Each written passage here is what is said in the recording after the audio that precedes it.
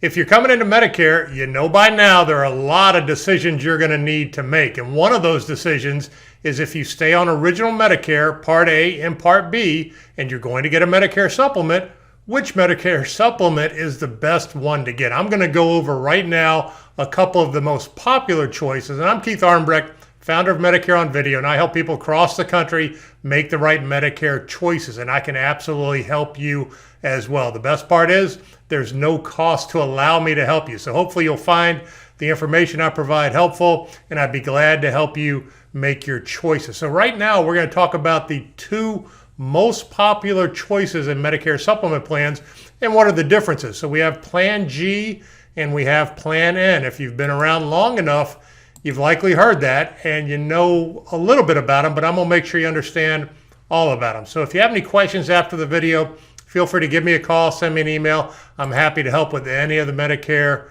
questions that you may have. So a Medicare supplement plan, what exactly is a Medicare supplement plan?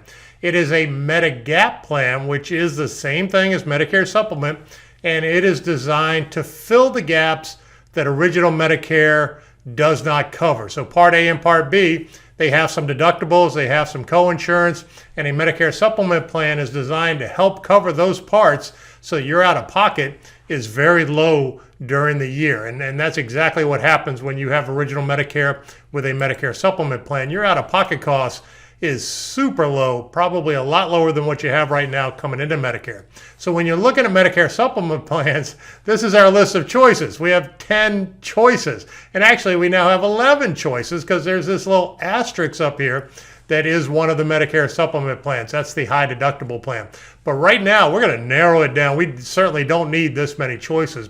We're going to narrow it down right now to just two. And again, these are the two most popular. Every once in a while, in certain states, there are some other options. So feel free to give me a call. I'm happy to go over one-on-one to make sure we get the right one. So here we have Plan G and we have Plan N. And when you look down the chart, there are a lot of 100%. So it covers a lot of what Medicare A and B do not.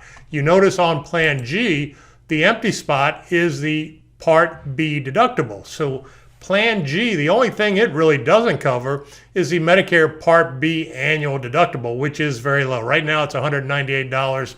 So it's a $200 out-of-pocket for the year maximum cost on your part. So pretty full coverage. It's about as good as it gets from a health insurance standpoint. You can see Plan N also does not cover that Medicare Part B deductible. But again, very small deductible. So we don't care too much about having a $200 deductible for the year. Plan N also does not cover what's called excess charges, and that's a little more complicated. So we need to understand excess charges. I'm going to go through that in just a second. You also see on Plan N, they throw in these asterisks, and I don't know why they need to do things with asterisks, but usually means there's something hidden somewhere. So I'm going to show you exactly what that means too. It relates to copays. So the difference between G and M is G doesn't have any of that stuff and has a little bit of that stuff. So I'll show you when I think it's a good idea to choose N over G, and I'll make sure you understand the differences between them. So Plan G versus Plan N, the differences are, again, copays and excess charges. And that's relating to Plan N versus Plan G. So we have the differences between G and N. Both of them do not cover the Part B deductible. Again, not a big deal. It's $198. And it goes up slightly every year, but usually not more than $5 a year. So pretty manageable. Plan N has some copays. So the copays under Plan N, when you go to the doctor, it's a $20 copay. And again, not a really big deal unless you go to the doctor once a month or more than once a month. You know, paying $20 if the premium justifies. In other words, if it costs that much less than G, then it's okay having a $20 copayment when you go to the doctor. If you go to the emergency room, it's a $50 copay. Again, not a big copay for going to the emergency room. And if you get admitted to the hospital from the emergency room, then that copay doesn't even apply. So those are the big differences on the copay standpoint on Plan N.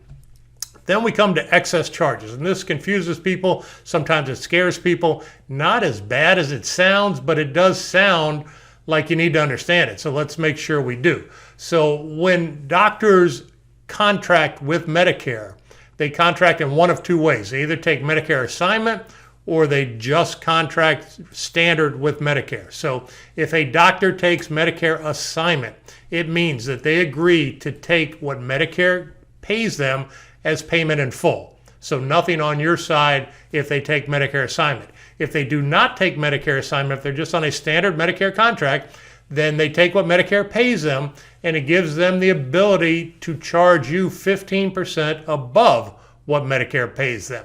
And again, sounds kind of bad, but if you go to the doctor and it's a $100 office visit, which under Medicare pricing isn't likely going to be a $100 office visit, it would mean you would have an additional $15 to pay if you choose to go to that doctor who is not Medicare assignment. Now, the good news is the vast majority of doctors do contract as Medicare assignment. So rarely would you run into an excess charge, but it makes sense to understand it. So that just throws a little grayness into Plan N, which kind of makes it a little more difficult of a choice. So you can see that you would pay the 15% on excess charges. And again, if the doctor contracts that way and if they bill it, a lot of times they don't even bill it.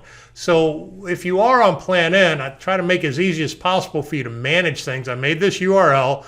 It's plannndoctors.com. So if you go to plannndoctors.com, you can look up doctors that take Medicare assignment. So it makes it pretty easy. If you know your doctors, you know where you're going, you can look up and make sure that they take Medicare assignment.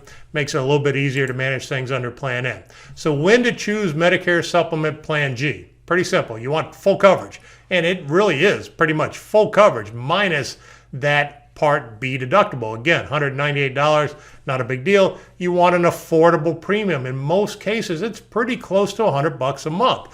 In some states, it's less than 100. Some it's a little more, but it rarely gets above 120. So even a very expensive state, it's generally not out of hand. So it has low out-of-pocket costs, which is what we want in our healthcare going down the road.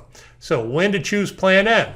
Again, if you want pretty much full coverage, and it is pretty much full coverage with the exception of the small deductible and those copays of $20 or $50 if you go to the emergency room. And when I would choose it is if the premium for Plan N is $25 or more less than Plan G. And there are absolutely areas where that's the case. Plan G for some reason is higher or Plan N is lower. But if it's me buying and Plan N is $25 less than G, I'm buying Plan N. If Plan N is $20 less than G, I'm buying G. And certainly if it's closer than that, I'm buying G. So G would be the first choice unless N is financially more attractive. In other words, if it's more than $25 less than G. And again, depending upon if you know you have a chronic condition where you go to the doctor every month and it's going to be $20, $20, $20, then you might actually want to look a little stronger at G so you can eliminate that copay. So that all being said, if you have any questions, send me an email, give me a call. I'm happy to help with any of this. So just reach out and I'll do what I can to make sure that you get your questions answered. And I hope you found this helpful. Have a fantastic day.